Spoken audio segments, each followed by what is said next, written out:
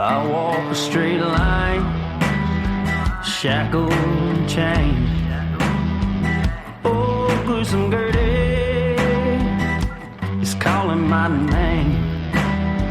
There is no mercy in this penitentiary. Just ask the Hillstring Gang or Angola 3. I'm here for life, I'm here to die. Inside these walls, inside the wire. And when the wolf cries, I know it's over. Oh, bloody Angola. Oh,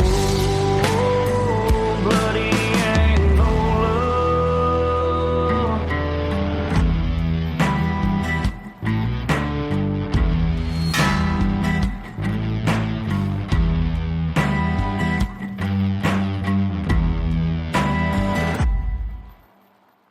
Hey everyone, and welcome back to Bloody Angola, a podcast 142 years in the making, the complete story of America's bloodiest prison. I'm your host, Jim Chapman, and with the recent changes that have taken place, I'm going to go ahead and kick off a new season. And this is Season 7, Episode 1, and I'm going to call this first episode Bucking Up to the Master. When I'm done, you're going to know why. And I'm going to jump right into it today and just stay tuned for some announcements after the story. Now, way back in episode 1 of season 1, Woody and I told you about the walls. And we touched on how Louisiana State Penitentiary became Louisiana State Penitentiary way back then. And we told you about it starting off as a plantation, but we didn't go all the way back in history, even 100 years before it was bloody Angola. So today, I'm going to give you the full story of Louisiana State Penitentiary at Angola. So if you're new to the podcast, I'm blessed and happy to have you, and you picked the perfect time to listen because we're going to take it back. And just quickly, if you've been a listener for a while, you know that Louisiana State Penitentiary lies in a big bend in the Mississippi River, and it's about 30 miles up the river from St. Francisville, Louisiana. Now, it originated from several Spanish land grants, and y'all, these land grants were made in the last decade of the 18th century and into the first decade of the 19th century. Most of the property had been acquired by a guy by the name of Francis Routh for the production of cotton, which was a big business back then, especially in Louisiana. Now, in the late 1830s, the property passed on to Isaac Franklin, and he was a wealthy planter and he was a slave trader from Tennessee. And adjacent lands were added to those holdings, and the property was managed as 7 plantations total. They were called Angola, Bellevue, Lake Killarney, Lochimand, Longo, Panola, and Monrovia. I know, strange names. The owners lived primarily on the Angola plantation. And by the 20th century, the entire property was referred to by that single name. Now, Isaac Franklin had a wife. Her name was Adelcia Hayes, and she retained the property until 1880, and she sold it to Samuel James. And he held on to that lease to manage the prison system in Louisiana. And James worked the property with that convict labor until 1901, and then it was purchased by the state of Louisiana. Now, this was an 18,000-acre antebellum plantation property, right? All right, so let's get into Francis Routh. And Francis Routh was of West Feliciana Parish. And Francis Routh began acquiring the land that currently makes up Louisiana State Penitentiary in Angola in 1827, just buying up land, right?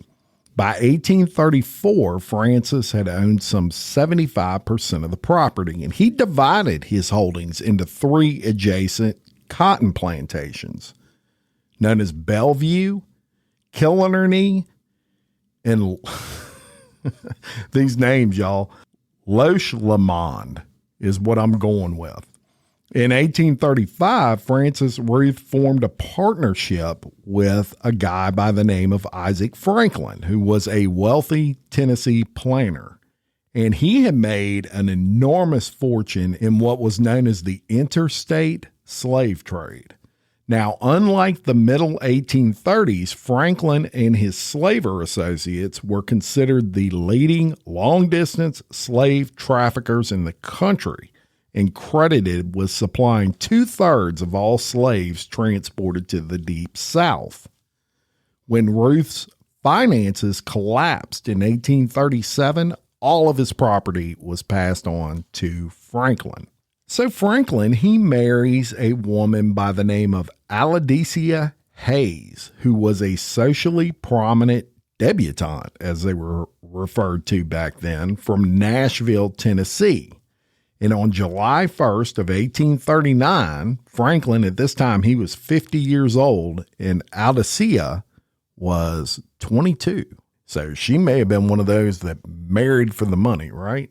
The couple lived part of the year in Tennessee and part of the year in Louisiana. Now, by the early 1840s, Franklin added a 4th plantation to his property, and that was known as Woodyard. There, he constructed a steam-powered sawmill and a grist mill, a barn. He had 14 slave cabins, a hospital, a cookhouse, an office, a storehouse, 2 sheds, and a 2-story residence. And adding all this stuff actually increased his land value by $20,000, which was a lot of money back then. The Angola's big house would serve as the family's main Louisiana residence. And Longo Plantation was created from the southernmost part of the Angola tract. So the Franklins, they're in love, right? They have 4 children over the next 5 years. Victoria, Alicia, Julius Caesar. Yes, his name was Julius Caesar, and Emma. Sadly, Julius Caesar Franklin died just 14 hours after his birth. Isaac Franklin himself dies at Angola on the property on April 27th of 1846. And his over 8,000 acres in West Feliciana at that time, were valued at $500,000. Now, to give you an idea of calculating inflation into that, I actually looked it up, and $500,000 in 1843 is worth $21,304,000 today. So Isaac Franklin dies, and his body was preserved in 2 barrels of whiskey, and it was transported in a sheet lead coffin via steamboat to Nashville. So that was early embalming for you. While in Tennessee for the funeral, the Franklin's second child, Alicia, died on June 8th of 1846 of bronchitis. How about that? Tells you how far medicine has come. Bronchitis would kill you in 1846. Now everybody gets that at least once a year, it seems like. Their oldest daughter, Victoria, also died of croup just 3 days later. So all that left was his wife, right? And she inherited a lot of money. And Alicia Hayes Franklin, upon her inheritance, was considered the wealthiest woman in late antebellum America. And they had some wealthy ones back then. On May 8th of 1849, she married Joseph Alexander Acklan, who was a prominent Huntsville, Alabama lawyer. Before the marriage, Acklan signed a prenup agreement relinquishing all interest in her businesses, property, and assets. How about that? And look, this was a beautiful woman. Even for that time, there's a picture of her that I'm going to put up on the Bloody Angola Patreon. So check that out if you're not already a member, but I'm going to put a picture of her up. And I mean, just a beautiful woman here in this picture. So Acklan, he agrees, he signs that prenup, and nevertheless, he was a superb businessman in his own right, and he became a plantation manager, and he actually tripled her net worth by the year 1860. Now, there was a magazine back then called the Southern Cultivator, and in 1852, it described Acklan as a man of fine personal appearance, very bold, frank, and decided in everything he does, with great energy and industry. The writer also added that Acklan was one of the largest planters on the Mississippi, with the finest and best managed estate in the South, worked by 700 slaves who were very much attached to him, for he is the best master I have ever known,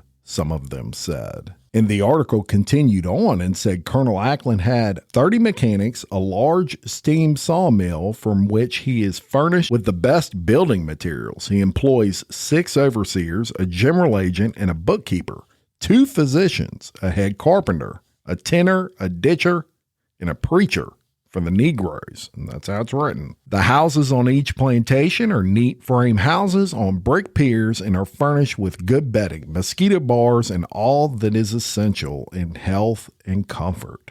The Negroes are well fed and clothed and seem to be the happiest population I have ever seen. Everything moves systematically and with the discipline of a regular trained army.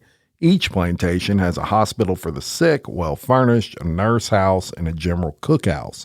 Colonel Acklan takes great interest in planting, has a fine library, and regardless of expense, keeps up with all the modern improvements in farming. He is now introducing grapes on his place and cultivating oranges for hedges. And it showed a picture of him, and he's a handsome guy. And I'll post that on the Patreon as well. Now, soon after their marriage, the Acklans began building what's known as Belmont Mansion in Nashville. And that was their quote-unquote summer house. It was worth $500,000 back then, which means it was a $21 million house today. And it was finished in 1852. Now, by 1859, the Acklans had 6 children. Joseph Hayes, who was born in 1850. They had twin girls, Lauren and Corrine, who were born in 1852. William Hayes, who was born in 1855. Claude, who was born in 1857, and Pauline, who was born in 1859. The twins both died at just 2 years of age. They both contracted scarlet fever at Angola.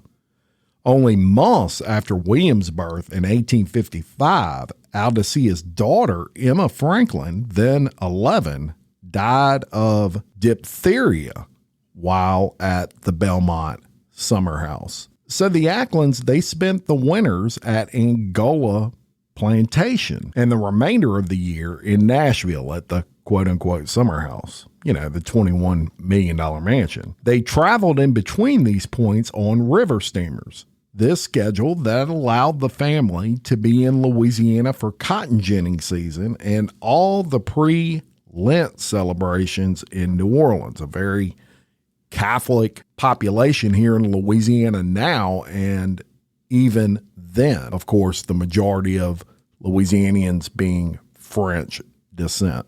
Acklan himself needed to be in Angola 6 to 8 months per year. So Joseph Acklan, he purchases several additional Louisiana properties between 1852 and 1857, and he wanted to kind of complement his wife's plantations, if you will. So he buys a 640-acre tract that becomes what was known as Monrovia Plantation. And by 1860, Acklan claimed to possess $2 million in real estate and $1 million in personal estate. And that was in those times money. So you're talking $60-80 million worth of property. The previous year, the Acklan's Louisiana plantations had produced 3,149 bales of cotton, making them the third largest cotton producer in the state. Some 659 slaves worked 4,000 acres of improved land. Some 128 of these slaves lined in 44 cabins on Angola Plantation. This plantation had 2 quarters areas, one near the big house and the other on the river about 3 miles south of the big house. So what about during the Civil War? Well, during the Civil War, Joseph Acklan, he signs an oath of allegiance to the Confederacy. No surprise. The guy had a boatload of slaves, which obviously horrible, awful shit that should have never occurred. And he was getting rich off these slaves, but it explains why he would sign an oath of allegiance to the Confederacy. Now, he donated some $30,000 to the Confederate war effort as well. I would imagine he did. He stood to lose everything, right? Acklan even tried to enlist in the Confederacy at one point, but he was crippled with arthritis. He just had really bad arthritis problems, and they would not allow him to join the military. So they're living life. It's during the Civil War. And when the Union Army advanced into Middle Tennessee in 1862, his wife encourages her husband, hey, we need to get the hell out of here and we need to go live in Angola because they're about to take over everything in Tennessee. So in Louisiana, Acklan was in kind of a difficult position. The Federals out of occupied New Orleans and Baton Rouge, they were threatening him from the river, and the Confederates were threatening him from the land. His property, it provided like a main river crossing for Confederate provisions, mail, and even troops. They would use the river to get them back and forth, right? So in April of 1862, the U.S. Navy steam sloop Brooklyn docks at Angola. They wanted some fresh meat and vegetables. And Acklan tells a lieutenant by the name of R.B. Lowry that the Confederacy told him he had to burn his cotton, and if he didn't do it, they would hang him. And the reason they were wanting him to burn all his cotton, y'all, was the Union Army. They were worried that they were going to get their hands on that cotton, be able to sell it, and it would continue to be able to fund the Union Army. So he tells that lieutenant that, and the lieutenant basically tells him, look, you come on our side, we'll protect you. But he says, hell no, I ain't doing that, because if I do that, I'm going to get killed by the Confederate Army. They're going to know I'm a turncoat, right? So he eventually sells them some poultry and vegetables, and he kind of develops a friendship with the Union Navy as they're traveling back and forth. They left him alone. They didn't burn his plantation, so he was kind of friendly with them, and he would occasionally pass information to them. He would even let them use his carpentry shops. He allowed them to bury their dead on his property. And in his last known letter, Acklan wrote from Angola, this was on August 20th of 1863, that all was in ruins and the fields were just wasting. Everything was dying. And the Confederates had taken all his mules and horses, and that he had been subjected to all kinds of lies and slander that malice could invent, he wrote. In September of 1863, Acklan was thrown from a wagon into a ditch on his Louisiana plantation. He caught pneumonia subsequently, and he died. Now, the very month of Joseph's death, Aldicea, she submits a claim to the Confederate Army for the $31,340 worth of cotton, horses, and mules appropriated from the Acklan's Louisiana plantations. She was kind of a fire plug. So eventually the war ends.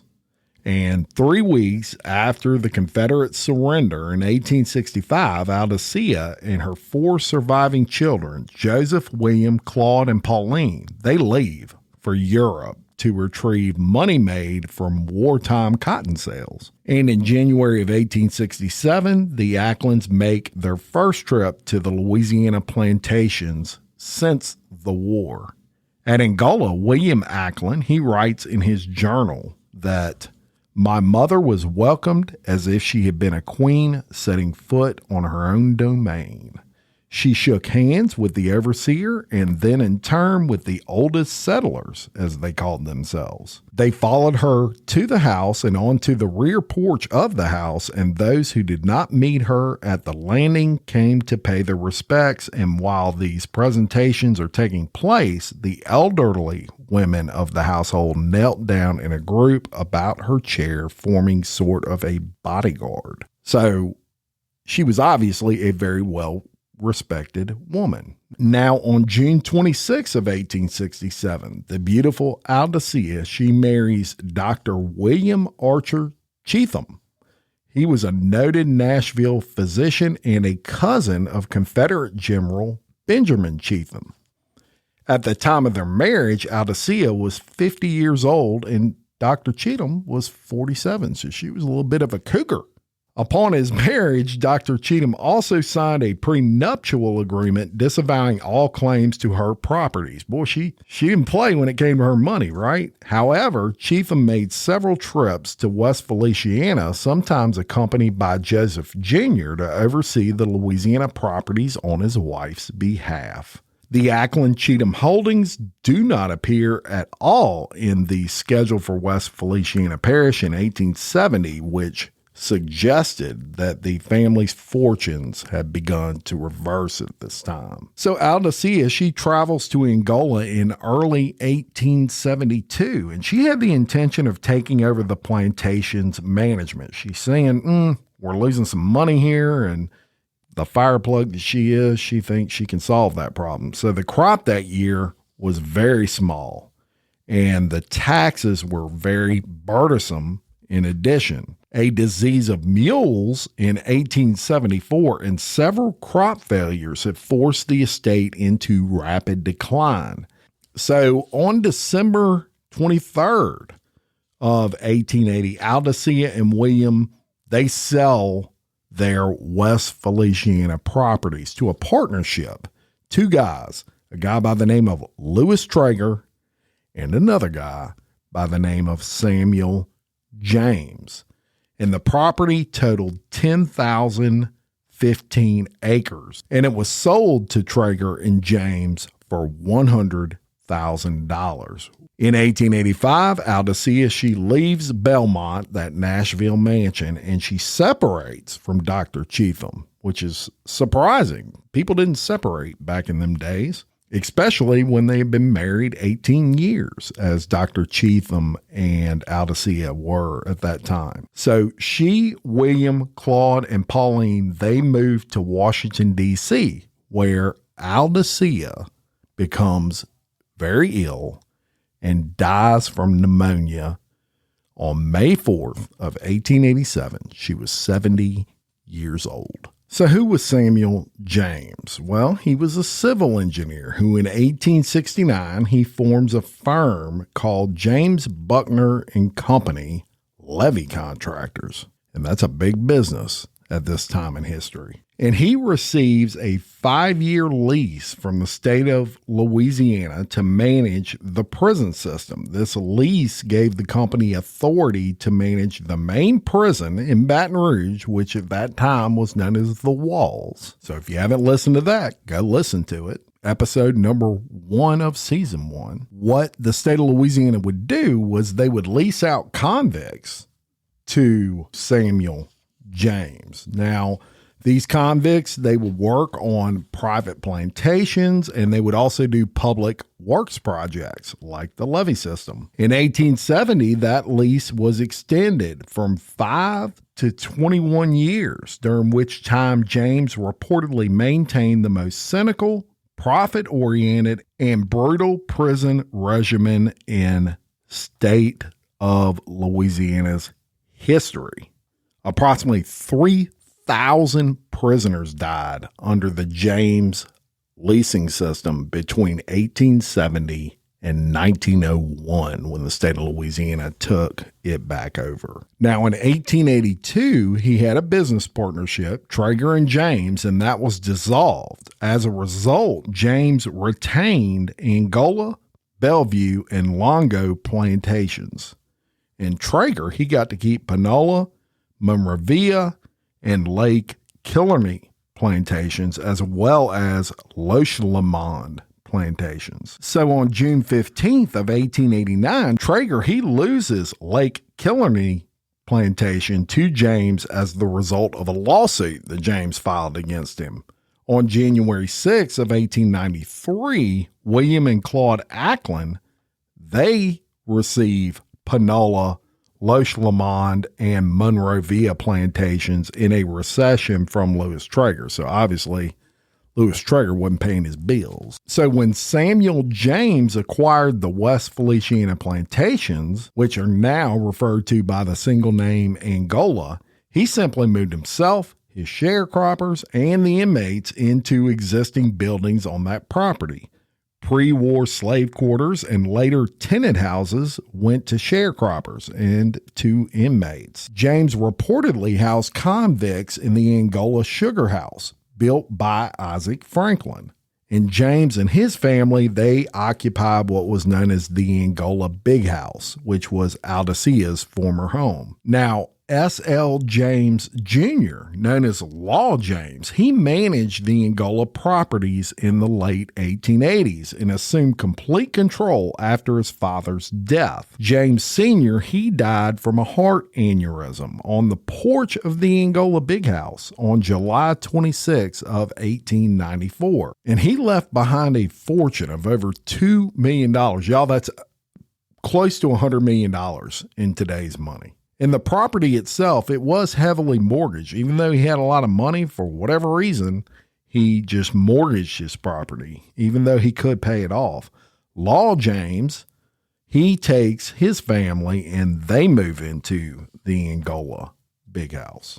Now, at the time, this house contained 9 bedrooms, halls, upstairs and downstairs, a kitchen, dining rooms, and front, side, and back galleries.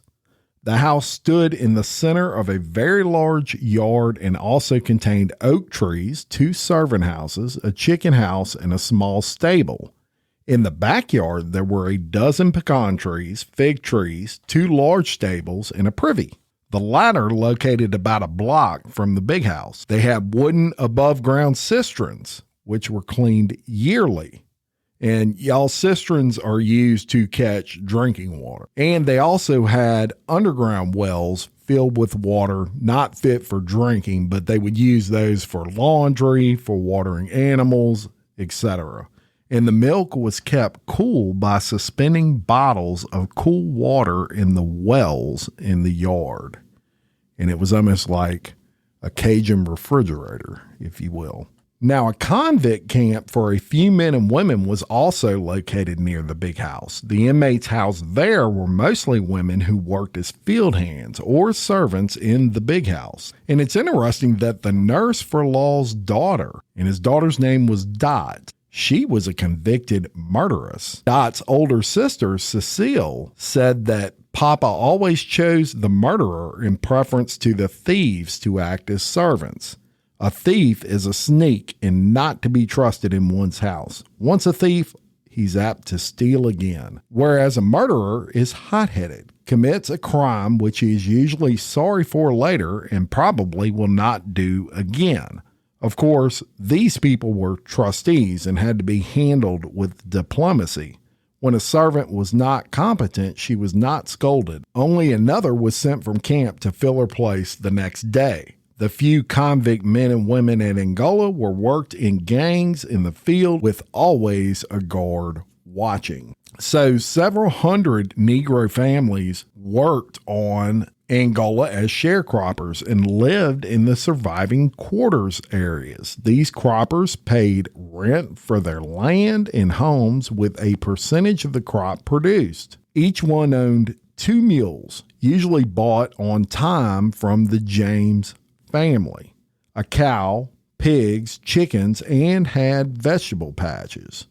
Some had their own wagon. They bought groceries, clothes, and other supplies at 2 stores that were on the plantation, usually on credit, and the debt was deducted from their crop.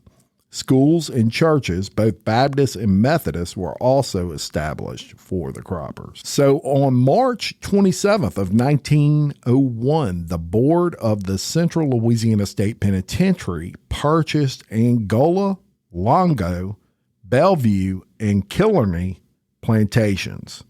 And that was about 8,000 acres from the estate of Samuel James, and they bought it for $25 per acre.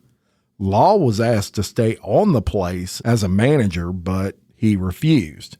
The sharecroppers were distressed at the sale of the plantation, and Law James tried to relocate as many of them as possible to other plantations. Now, when the board took over Angola in 1901, 45 2-room cabins were still standing, 3 3-room cabins, 23 4-room cabins, and 30 other buildings, including 3 residences. The house at Bellevue was valued at $18,000, and Angola's big house was valued at $30,000. Camps for prisoners were established at the old quarters, and industrial complexes still standing across the property. Numerous new buildings were also constructed, including a blacksmith shop built east of the Angola Big House where the antebellum slave quarters once stood. So the state rotated its Angola cotton crop with corn and cowpeas each year, and stock on the plantation consisted of over 315 head of cattle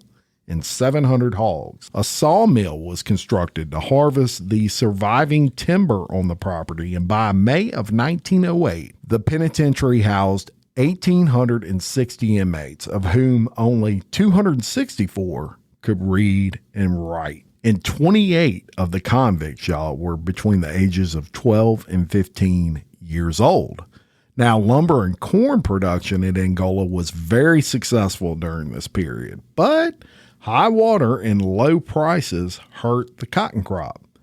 The boll weevil destroyed about 50% of Angola's cotton in 1908 and 75% of it in 1909. Now, as a consequence, cotton cultivation was abandoned and sugarcane became the principal crop. A modern sugar mill was constructed in 1911. Then, in 1912, the levees around Angola broke. The entire plantation was inundated and the cotton mill was destroyed. Rebuilding the levees cost about $20,000 in those days, and a total of $400,000 in those days' money was lost altogether. Then, in 1933, a second flood required crews to work at night to maintain those levees, and the Angola Big House survived these floods, but the row of nearby tenant houses did not, and they were all destroyed. Now, by 1910, Dr. Emil Ellert, a resident prison physician, and his family, they occupied the Angola Big House. Convicts continued to be employed at the house as servants. In November of 1913, an inmate by the name of Harry Harriet, he fatally shoots Miss Ellert and then shoots himself in the Angola Big House with a revolver belonging to the warden at that time. In 1916, Governor Ruffin Pleasant, who was appointed by Henry Fuqua of Baton Rouge as the general manager of the state penitentiary, he abolishes the Board of Control. And in an effort to centralize prisoners and eliminate the huge expenditure of paying guards and other personnel at construction sites, he comes up with the idea of using what's known as convict labor to construct a large penitentiary at Angola. This was in 1916. Almost all paid security officers at Angola were fired and replaced by trustee guards. Much more emphasis was placed on reform under Fuqua, who did away with the striped uniforms to lessen the convict humiliation. Fuqua, however, was appointed to his position primarily for his business abilities. W.P. Gibbons, a successful sugar planter, was made farm superintendent ended in 1919, and his family occupied the Angola Big House. Then in 1922, they had severe flooding on the Mississippi River, and the Angola Sugar Refinery and the Big House got inundated. The prisoners flooded out of Angola and were dispersed to all sorts of temporary housing. To ensure that no such massive relocation off prison property would be necessary again, Fuqua promoted the purchase of all the property between Angola's levee and the Tunica Hills. And during floods, convicts could just move to higher ground on the farm itself. So he contacts the Acklan brothers, and they actually end up selling Panola, Monrovia, and Locomon Plantation to the state in 1922. And by 1924, the prison area had increased from 8,000 acres to the 18,000 acres that you have today.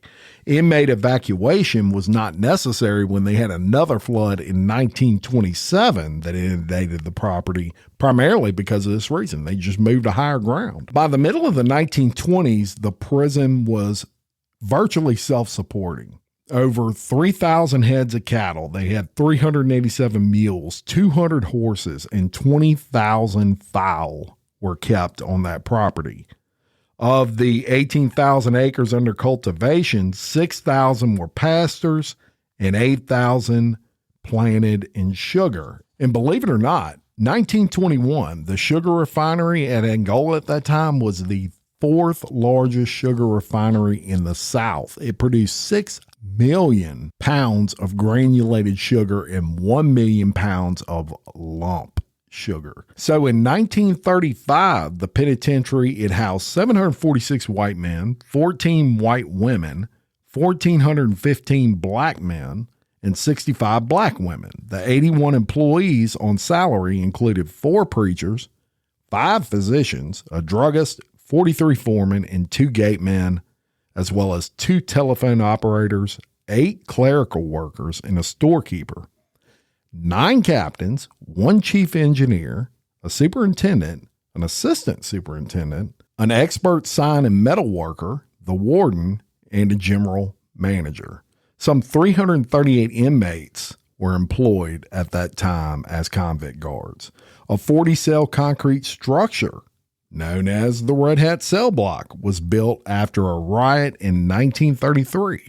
When 3 men were killed. We tell you all about that in a prior episode called the Red Hat Cell Block. Now, prior to the beginning of his term on April 1st of 1936, Warden Lewis Jones described the conditions at Angola. He said apparently there was little system to the safety and protective measures, which were slipshod in the extreme.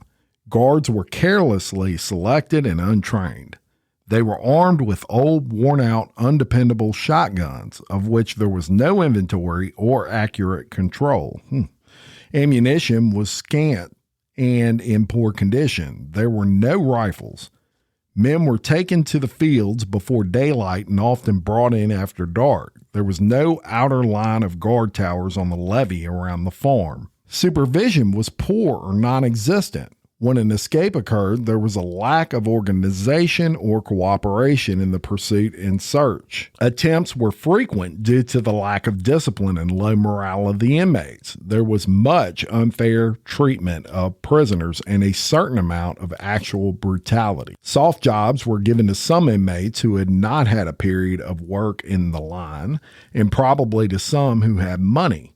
Contact with the Board of Pardons and Parole was difficult for the inmate. Food was insufficient in quantity and variety, poorly prepared, and lacking in meat and other elements needed by the men doing hard labor. Camps, kitchens, and dining rooms were often dirty. At some camps, there were such crowded conditions and poor ventilation that they were actually disease breeders. Case after case of tuberculosis developed at old camps B and I. There were no recreational facilities. School classes were inadequate and poorly run. There was no library. What little reading the men had was often of a degrading nature.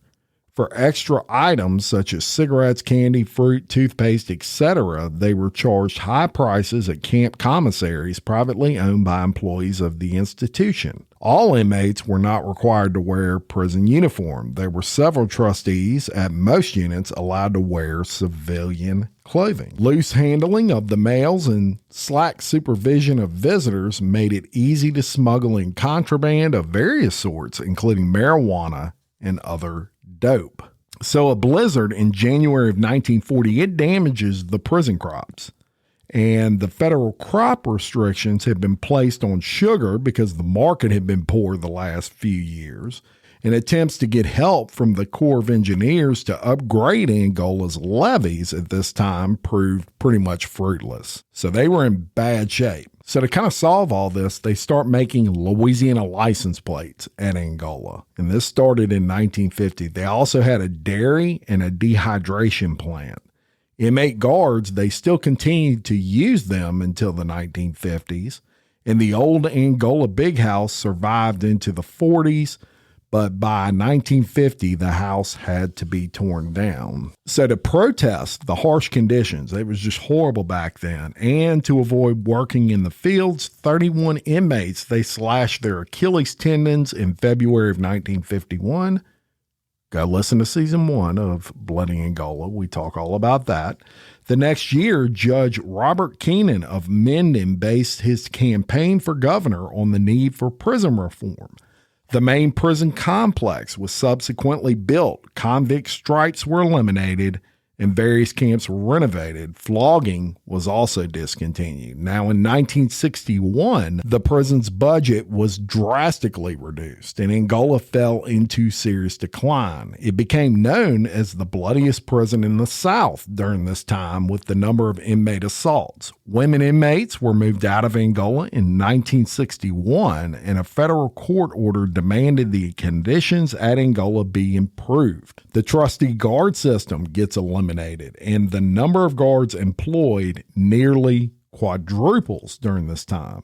The sugar mill was eventually sold in 1974, and sugar was completely abandoned as a crop. Now, by this time, the convict camps were officially desegregated. So there you have it.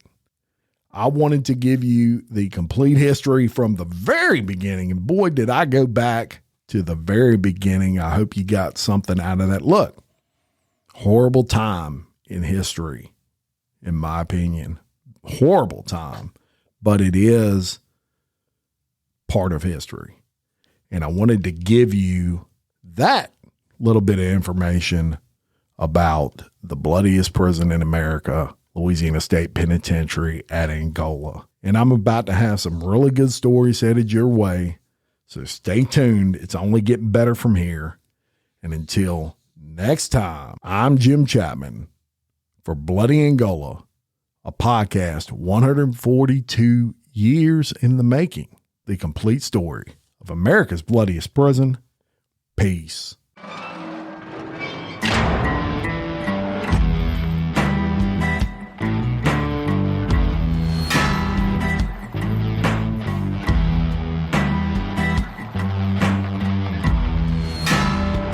I walk a straight line, shackled and chained. Oh, gruesome Gertie is calling my name. There is no mercy in this penitentiary. Just ask the Hill String Gang or Angola